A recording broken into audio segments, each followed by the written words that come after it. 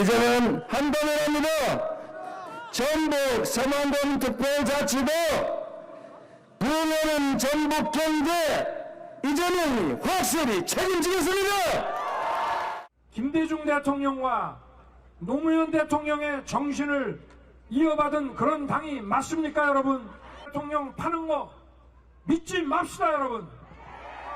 어디다가 그런 분들을 내놓고 선거장사에 이용합니까?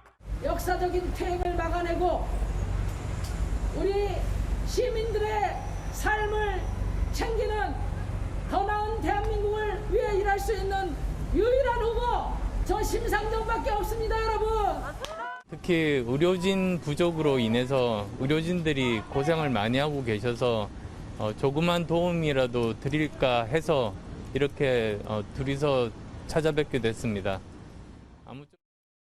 네, 정치권 현안 짚어보겠습니다. 현근택 더불어민주당 선대위 대변인, 김용남 국민의힘 중앙선대위 전 상임공보특보 자리에 함께하셨습니다. 어서 오십시오. 네, 안녕하세요. 네, 후보 행보부터 짚어보겠습니다. 주말에 이재명 후보는 호남이어서 정치적 고향이라고 하는 경기도를 찾았습니다. 이재명 후보의 주말 동선에 어떤 의미가 담겨 있습니까? 일단 뭐 경기지사를 지냈기 때문에 경기도가 이제 정치적 고향이라 할 수 있는데 이제 그동안 아마 경기지사가 대선에서 별로 성공한 적이 없습니다. 네. 그러다 보니까 이제 그 부분을 의식했던 것 같은데 이재명 후보 아시겠지만 뭐 중학교 고등학교도 검정고시로 나왔고요. 기초단체장이 뭐 경기지사를 한 적도 없습니다. 네. 기초단체장 거쳐서 경기지사하다가 대선 후보 되는 경우도 없었고요. 그러니까 본인 스스로 아마 새로운 길을 만들어 온 사람이다. 그러니까 경기지사 했던 것이 오히려 그동안의 어떤 이 뭐 대선에서의 걸림돌 아니면 무덤 이런 얘기 있었지만 나는 그걸 돌파할 수 있겠다. 이런 네. 아마 자신감을 표현한 걸로 보고 있습니다. 네.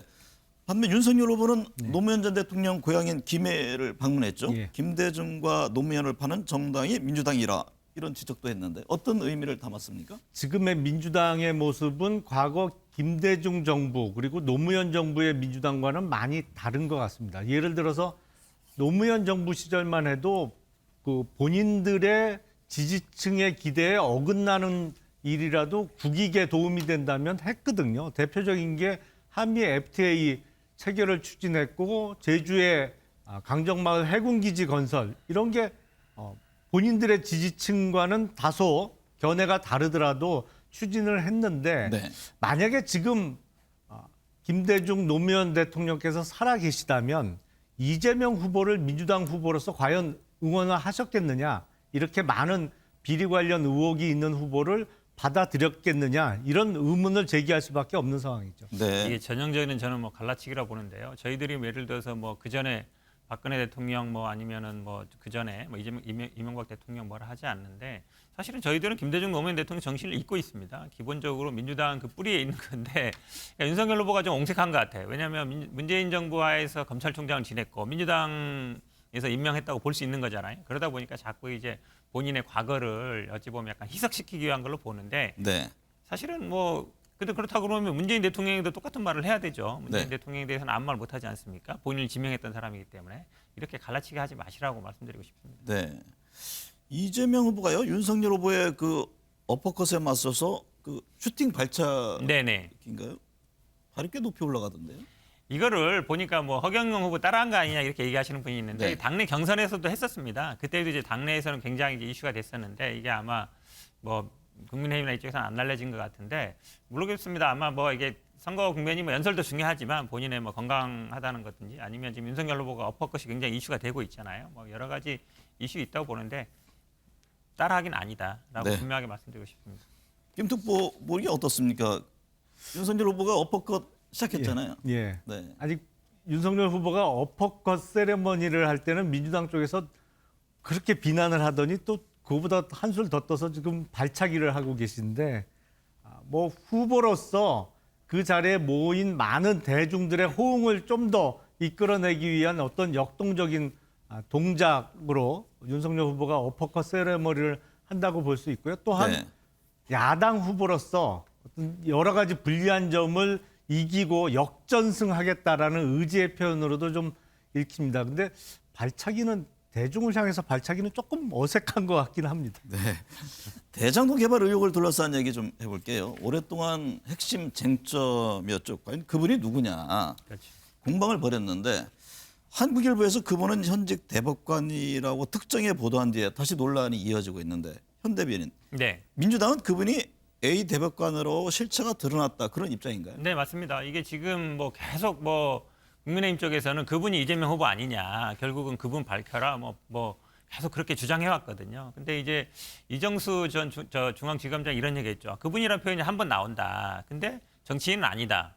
라고 하면 이재명 후보 아니라고 얘기한 거나 마찬가지거든요. 그럼에도 불구하고 계속 주장해 왔습니다. 심지어 원희룡 지금 본부장 같은 경우에는 그분이 뭐 지금 오히려 이 파기환송에 관여했던 분이다라고 얘기했다가 썼다가 지웠는데 사실은 이제 법원 행정처장이거든요. 네. 행정처장 했던 분은 재판에 관여를 안 합니다. 그 재판에 참여를 안 한 건가요? 안 하죠. 행처장은 관여를 안 합니다. 그러니까 그 정도는 기본적으로 이제 법조인들의 상식인데 근거 없는 얘기를 하시는 거죠. 그렇게 본다면 사실은 그분에 대한 논란은 끝났다라고 보는데 그분에 대해서 계속 이 의혹을 제기했던 국민의힘 측에서 그러면 아닌 게 드러났잖아요. 저는 사과해야 된다고 보고 있습니다. 네.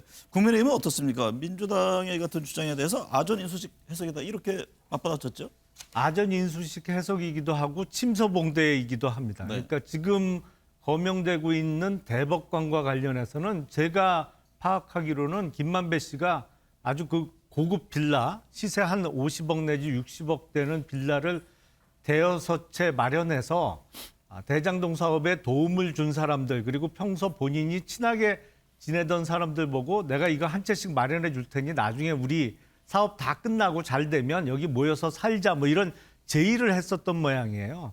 그거와 관련돼서 언급됐을 뿐이고 대장동 사업은 사업 전체를 설계하고 이걸 인허가를 내주고 그리고 막판에 초과이익 환수 조항을 빼버려서 화천대유에 1조 가까운 이익을 몰아준 사람은 그 대법관이 할 수 있는 일이 아니었지 않습니까? 그걸 할 수 있었던 사람은 딱 한 사람밖에 없었죠. 그걸 엉뚱하게 물타기 하려고 하면 안 된다고 생각이 듭니다. 잠깐만 네. 얘기하면요. 아까 말씀드렸잖아요. 한 번 나온다 그분이. 근데 그분이 어쨌든 현직 대법관으로 얘기된 거 아닙니까? 그럼 당연히 이재명 후보가 아닌 것이고요. 지금 자꾸 초과이익 환수하고 돈 문제를 연결시키는데요. 배임 문제하고 뇌물 문제 다릅니다. 돈에 대한 문제를 하시라고 말씀드리는 거예요. 네. 민주당은요 검찰이 윤석열 후보 장모를 3년 동안 기소하지 않았다 이런 주장을 했는데 이게 무슨 내용입니까? 한마디로 이겁니다. 그 300억대 이제 그 잔고증명서 위조 있지 않습니까? 잔고증명서 쓴 거는 당연히 땅을 사는 때 이래 돈이 있다는 거 보여주기 위한 거잖아요. 근데 동업자에 대한 건 이제 2017년에 판결이 확정됐습니다. 그 판결에 보면 이미 이제 장모와 관련됐다는 게 나오는데 그럼에도 불구하고 2020년에야 기소됐거든요. 그러다 보니까 3년 동안 이게 제대로 수사라든지 기소가 안 된 거 아니냐 이제 이런 의혹을 제기하는 겁니다. 우리 김용 대표는 이 예, 부분에 대해서 어떤 최근에 말입니까? 뭐 재수사가 이루어지면서 윤석열 후보가 물론 정치 참여를 공식한 무렵에 이루어졌습니다만 1심에서는 유죄가 선고됐지만 항소심엔 또 전부 무죄가 선고됐어요. 네. 그만큼 보는 시각에 따라서는 유무죄가 갈릴 수 있었던 사안이고 뭐 항소심에 선고된 무죄가 그대로 대법원까지 올라가서 확정이 된다면 오히려 기소와 1심이 다소 무리했던 거 아니냐. 야당 후보로서 유력한 대선 후보로 부상하는 사람의 가족과 관련해서 무리한 수사가 있었던 거 아니냐. 뭐 이렇게 볼 여지도 있었겠죠. 그러니까 3년 동안 왜 기소가 안 됐느냐. 이걸 문제 삼는 것은 다소 엉뚱하다고 생각이 됩니다. 네. 약간 착각하신 것 같은데요. 지금 문제 난 거는 이제 요양병원 요양급여 20억에 대한 것이고 지금 말씀드리는 거는 잔고증명서 1심에서 유죄 났고 항소심은 현재 진행 중입니다. 그러니까 두 개가 조금 혼동하신 것 같습니다. 지금 추가 경정 예산을 두고도 지금 양당이 충돌하고 있습니다. 민주당이 추경 기습 처리를 했는데 국민의힘에서는 이게 날치기다 이런 입장인가요? 그렇죠. 사실은 야당을 배제한 채 여당이 그야말로 네. 의석수를 많이 갖고 있다고 숫자의 횡포로 그냥 일방적으로 처리한 거니까 통상 그런 걸 날치기라고 우리가 표현해 왔지 않습니까? 네. 날치기는 뭐 분명한 것 같습니다.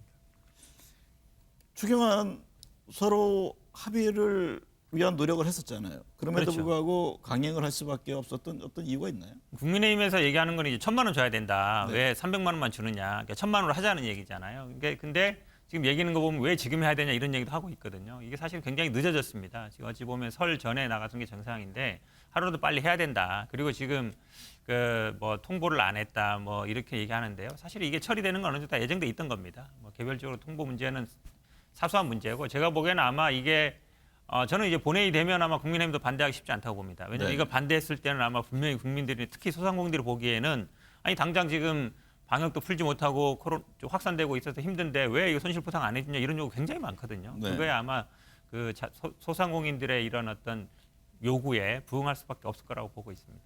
지난주에 또 좀 강하게 충돌한 것이 광주 복합 쇼핑몰 유치 공약을 둔 공방인데 이게 쟁점은 어떤 겁니까? 우선 전국에 그 어떤 대형 복합 쇼핑몰이 없는 지역이 거의 없습니다. 네. 근데 광주에는 없어요.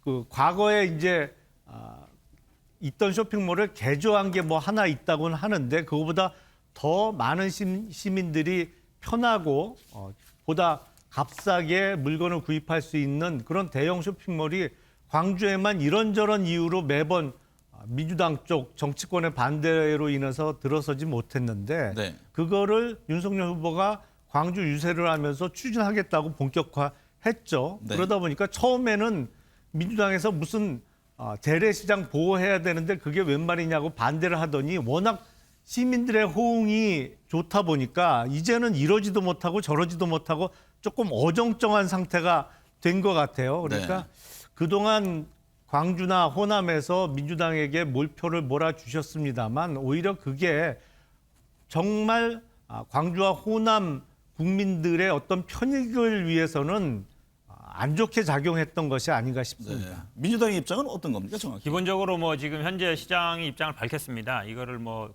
고민하고 있다라는 얘기인데요. 저는 아마 윤석열 후보가 광주시장으로 출마를 하신 게 아닌가라고 말씀드리고 싶습니다. 왜 그러냐면 이건 지역마다 사정이 있습니다. 각 네. 지역마다 특성이 있는 거기 때문에 인허가권자도 지역에 있는 거고요. 그저 광주시장한테 있는 거고 그 다음에 사실은 이게 어찌 보면 특정 기업을 좀 겨냥한 면이 있습니다. 민간 사업자거든요. 그러니까 지금 백화점 갖고 있는 그 기업에서 이거를 복합 쇼핑몰 지으려다가 안 돼서 이 얘기가 나온 건데 네. 특정 민간 기업이 하려는 사업에 대해서 대선 후보가 하겠다 말겠다 하는 게 맞습니까? 저는 오히려 좀 적절하지 않다고 보고 있습니다. 네. 여야 후보의 입이 점점 거칠어지고 있습니다. 히틀러, 무솔리니에 이어서 뭐 사람 죽기 기다리나 노면 팔아 선거 장사, 또 엎어컷은 보복 정치, 주술로 선거 치르는 여당은 처음이다. 이게요, 제가 6번째 이 대선을 취재 현장에서 보고 있는데 이번 대선처럼 입에 담기 어려울 정도의 거친 표현들은 참 유례가 없어 보입니다. 왜 선거가 이렇게 됐다고 보세요? 제가 보기에는 가장 근본적이고 큰 이유는 문재인 정부 집권 초기에 소위 적폐 청산을 수년 동안 지속하지 않았습니까? 그거 관련해서 사법 처리된 사람들의 숫자가 어떤 분은 연산구 때 갑자사화에 그 피해를 입은 사람들하고 비슷하다고 말씀을 하시던데 그만큼 뭐 어떤 면에서는 민주당 쪽에서는 자기네들이 정권을 뺏기면 자기네들이 한 것만큼 당하지 않을까라는 불안감이 있는 것 같고요. 네. 또 국민의힘의 지지층 입장에서는 정말 많이 당했다. 뭐 이런 마음 깊숙한 곳에 어떤 앙금이 좀 깊게 자리 잡고 있지 않나. 네. 그렇게 저는 생각합니다. 개인적으로. 현대비는 이유를 어디서 찾나요? 저는 윤석열 후보 얘기하는 게 너무 거칠다고 봅니다. 왜냐하면 지금 뭐 히틀러, 무솔리니, 공산주의자, 뭐 좌파 이념 굉장히 거칠거든요. 그러니까 이분이 뭐 정치 출마를 처음 한 건 알겠지만 그래도 어느 정도 지켜야 될 선이 있습니다. 그러니까 선거 막판에 항상 이런 색깔로 문제 나오는 데 좀 심하다 보고요. 지금 말씀처럼 하시면 말이 안 되는 게 윤석열 후보가 사실은 그러니까 박근혜 정부 때 특검 임명돼서 특검하다가 중앙지검장 되고 그다음에 검찰총장 되면서 본인 스스로 그랬거든요. 이 적폐 수사는 문재인 대통령이 지시하거나 이런 거 아니다. 스스로 알아서 한 거다라고 있거든요. 그런 분이 갑자기 이제 말을 바꿔 타가지고 상대방 진영에 가서 지금 이쪽에 다시 수사하겠다 이러고 있으니까 본인 스스로 좀 모순된 말을 하고 있다고 봅니다. 네. 두 후보의 배우자 얘기 좀 해볼게요. 김혜경, 김건희 씨 모두 조용한 움직임을 보이고 있는데요. 김건희 씨가 얼마 전에 보니까 예. 종교 지도자들 예. 이렇게 만나던데 어떻게 공식 활동을 한 것으로 봐야 합니까? 뭐 일종의 공식 활동 아닌가 싶습니다. 앞으로도 김건희 씨는 종교계나 문화계와 관련해서 후보를 돕는 조용한 내조를 할 것으로 보이고요. 뭐 그 대중 유세 현장에 나타나지 않는다고 해서 전혀 활동을 안 할 수 없겠죠. 후보의 네. 배우자가. 앞으로 그런 활동이 계속 이어지지 않을까 생각이 됩니다. 김혜경 씨도 다시 선거운동 재개했나요? 아직은 뭐 공식적으로는 못했는데요. 네. 사실은 이제 여러 논란이 아직 끝나지 않았거든요. 네. 그러니까 김건희 씨 같은 경우는 어느 정도 논란이 정리됐는데 계속 나오고 있지 않습니까? 옆집 논란도 나오고 있어서 고민을 하는 것 같습니다. 그러니까 아마 하더라도 약간 공식적인 것보다는 비공식적으로 하는 형태가 되지 않을까 이렇게 생각하고 있는데 아직 뭐 구체적인 일정 같은 거는 정확히 잘 확정되지는 않은 것 같습니다. 네. 유세차 사고를 겪은요. 안철수 후보가 다시 선거운동을 본격화하면서 완주 의지를 강조했습니다. 이 단일화를 바라보는 양 캠프의 시선이 궁금한데 현대빈, 네. 향후 어떻게 단일화할 것으로 보세요? 어떤 선택을 할 것으로 보세요? 이게 쉽지 않은 상황인 것 같습니다. 왜냐하면 안철수 후보가 얘기하는 거는 이제 후보가 좀 얘기해 달라는 얘기잖아요. 근데 이제 지금 상황 정도 되면 안철수 후보가 너무 좀 단일화에 매달리는 게 아닌가라는 모양으로 보일 수 있어요. 예를 들어서 언제까지 답변을 안 하면은 뭐 파기된 걸로 알겠다든지 그런 얘기를 안 하고 있는 거거든요. 근데 또 지금 장례식장에서 저는 이제 장례식장에서 저 얘기를 했다는 게 굉장히 의미가 있다고 보는데 네. 왜냐하면 장례식장 보통 이제 그냥 조사를 하고 마는데 정책 메시지를 낸 거거든요. 동지의 뜻을 받아서 완주하겠다. 생각보다는 좀 결연한 의지를 보낸 게 아닌가 보여서 단일화 지금 국민의힘에서는 어쨌든 그냥 사퇴라고 요구하고 있는데 본인은 그렇게 못하겠다는 거기 때문에 시간이 갈수록 제가 보기에 뭐 단일화의 가능성은 줄어드는 게 아닌가 이렇게 보고 있습니다. 국민의힘은 어쨌든 그 국민 여론 조사를 통한 것은 반대 입장을 분명히 했고 그런데 투표용지 인쇄가 28일입니다. 예. 금주가 하나의 골드위크 아니냐, 거의 마지막 기회 아니냐라는 이런 진단들인데 이건 윤석열 안철수 후보 간의 담판 속에서 이루어질 수밖에 없지 않나 이런 전망들이 나옵니다. 가능성이 열려 있습니까? 저는 가능성은 여전히 열려 있고 가능성도 높다라고 생각을 합니다. 네. 왜냐하면 안철수 후보로서는 선거가 다가올수록 다소 입지가 좁아질 수밖에 없다고 생각이 듭니다. 왜냐하면 안철수 후보가 정말 끝까지 완주했을 경우에 만약에 윤석열 후보가 그럼에도 불구하고 당선이 된다면 안철수 후보의 어떤 정치적 입지가 대단히 좁아질 수밖에 없겠죠. 그리고 만에 하나 단일화가 안 된 상태에서 윤석열 후보가 당선이 안 된다고 하면 네. 많은 국민들께서 정권 교체를 희망하는데 안철수 후보가 걸림돌이 됐다라고 생각하실 수가 있거든요. 그런 의미에서 안철수 후보로서는 선택의 여지가 점점 좁아지고 있다라고 생각을 하고 어떤 단판 형식에 의한 단일화에 대해서 반대 입장을 취하고 있던 안철수 후보가 최근에 약간 워딩이 바뀌었어요. 네. 그전에 윤석열 후보가 후보끼리 뜻만 맞으면 10분 안에도 단일화를 할 수 있다라고 했을 때 그거에 대해서 완강한 반대 의지를 표명을 했습니다만 최근 안철수 후보가 인터뷰를 통해서 차 한 잔 마실 시간에도 단일화는 이루어질 수 있다. 뭐 이런 워딩이 나왔거든요. 네. 그래서 보다 단일화의 가능성이 지금 높아지고 있는 상황이 아닌가. 뭐 물론 여론조사 경선이 아닌 단판 형식의 단일화입니다만 저는 네. 여전히 가능성이 높다고 봅니다. 이재명 후보 측 역시 통합정보론으로 네네. 러브콜을 보내고 있잖아요. 안 후보와 함께할 가능성이 여전히 있습니까? 일단 국민의힘과의 관계가 아마 정리돼야 그다음에 이제 뭐 얘기를 할 수 있을 것 같습니다. 왜냐하면 이게 지금 지리멸렬하기 때문에 만약 갑자기 이제 국민의힘 하다가 안 되면 바로 뭐 이렇게 하는 거는 쉽지 않다 그러면 아마 네. 단일화보다는 뭐 다른 형식으로 또 고민할 가능성이 있는 것 같습니다. 박근혜 전 대통령이 대구 달성에 사저를 마련했고 이제 조만간 퇴원해서 옮길 예정인데요. 어떤 정치적 입장을 내놓을지 관심입니다. 국민의힘은 어떻게 보세요? 우리공화당 조원진 후보는 사실 윤석열 후보는 문재인 정부 적폐의 상징이다라면서 공격을 했잖아요. 글쎄 뭐 제가 보기엔 박근혜 전 대통령께서는 일종의 타고난 정치인 같아요. 네. 그래서 대통령 선거라는 이런 큰 정치적 이벤트와 관련해서 본인의 입장을 전혀 표명하지 않고 지나칠 거라고는 생각을 안 합니다. 어떤 형태로든 퇴원 이후에 입장 표명을 하실 거라고 생각이 되고 네. 아마도 그 내용은 뭐 윤석열 후보나 아니면 다른 기존의 국민의힘 전현직 의원들과 이런저런 개인적인 서운함이 있을 수도 있고 감정이 있을 수도 있습니다만 당시의 시대적 상황으로 이해를 하고 정권 교체의 필요성 내지는 당위성과 관련해서 야당 측과 입장을 같이 하시는 어떤 성명 내지는 네. 입장 표명이 있지 않을까 저는 그렇게 예상해 봅니다. 야당 측과 입장을 같이 하는 어떤 언급이 있을 것이다 예. 이런 전망이신데 현 대변인은요. 저는 좀 달리 보는데 왜 그러냐면 네. 아마 구원이 있지 않습니까? 본인을 수사하고 뭐 굉장히 뭐 높은 형을 구형하고 이랬기 때문에 쉽지 않을 것 같은데 정치적인 메시지는 나올 수 있지만 저는 개인적으로 약간 중립적인 메시지, 뭐 국민들 감사하다 그 다음에 이 정도지. 예를 들어서 뭐 정권 교체해달라 아니면 윤석열 후보에 직접적으로 아이 뭐 잘못했다 비난하거나 그러기는 제가 보기 쉽지 않은 상황 아닌가. 본인이 네. 일단 지금 현재 가처도 마련하고 어찌 보면 건강도 챙겨야 되는 거기 때문에 정치적으로 한쪽으로 해석될 수 있는 메시지 내기는 쉽지 않은 상황 아닌가라고 보고 있습니다. 최근 나온 얘기는 대선 이후에 태어날 것이다 이런 또 그렇죠. 전망들을 많이 합니다. 네, 오늘 두 분 진단 감사합니다. 네, 감사합니다.